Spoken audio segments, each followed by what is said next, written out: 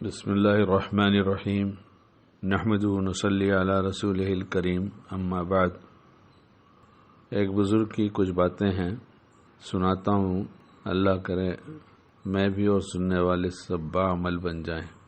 اللہ تعالیٰ نے اپنے حقوق کے بعد والدین کے حقوق واجب کیے ہیں۔ ان کی زندگی میں ان کی خدمت کرنا، ان کو دماغی و جسمانی راحت پہنچانا، ان کو ہر طرح سے خوش رکھنا اور ان کی دعائیں حاصل کرنا شرعاً واجب ہے۔ ان کی وفات کے بعد التزاماً ان کے لیے ایصال ثواب کرتے رہنا، تلاوت کلام مجید، نوافل اور دیگر اوراد مسنونہ سے بھی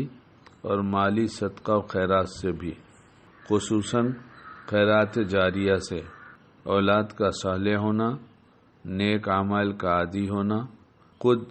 مرحوم والدین کے لیے خیرات جاریہ کا درجہ رکھتا ہے۔ حدیث شریف میں ہے کہ ہر ہفتے اولاد کے اعمال ان کے والدین کے سامنے عالم برزخ میں پیش کیے جاتے ہیں۔ اچھے اعمال سے ان کو خوشی اور برے اعمال سے رنج ہوتا ہے،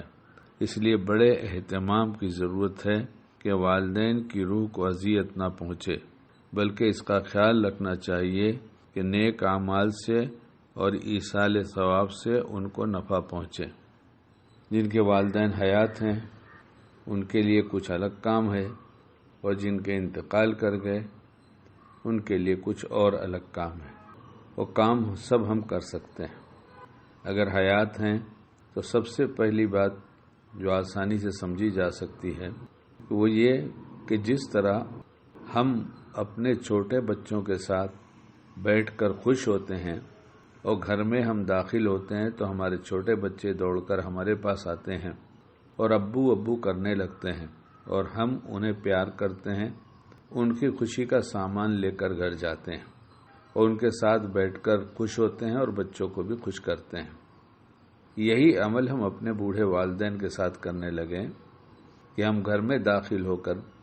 جیسے ہمارے چھوٹے بچے ہمارے پاس بیٹھتے ہیں، ہم اپنے والدین کے پاس جا کر بیٹھیں، ان کی خیر خیریت پوچھیں، ان کے پاس بیٹھنے پر وہ کچھ باتیں سنائیں گے تو ان کی باتیں سنی جائیں، اور اگر زیادہ بوڑھے ہو گئے ہیں تو ممکن ہے کہ وہ ایک ہی بات کو کئی دفعہ سنائیں گے۔ آج بھی سنایا تھا، 2 دن کے بعد پھر سنایا، ہر موقع پر اس طرح سے سنا جائے کہ جیسی یہ بات میں نے پہلے سنا ہی نہیں تھا۔ اس سے ان کا جی خوش ہوگا۔ اور جیسے چھوٹے بچوں کے لیے سامان لے کر جاتے ہیں، اسی طرح اپنے والدین کے لیے کچھ سامان لے کر جائیں۔ باتوں باتوں میں پتہ چل جائے گا کہ ابا کو کیا پسند ہے، اماں کو کیا پسند ہے، ان چیزوں کو لے جانا اور ان کی خدمت کرنا، ان کے پاس بیٹھ کر ان کا جی خوش کرنا۔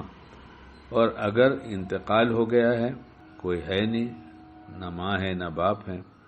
تو پھر صرف ایک سوچ غلط کام سے روک دے گی، وہ یہی سوچ کہ عالم برزخ میں ہمارے والدین کو ہمارے اعمال دکھائے جائیں گے،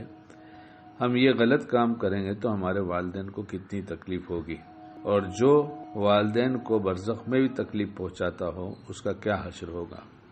یہ سوچ لیا جائے تو پھر برے کام سے رکنا آسان ہو جائے گا اور بھلے کام کا کرنا آسان ہو جائے گا۔ اس لیے دن رات گزر رہے ہیں،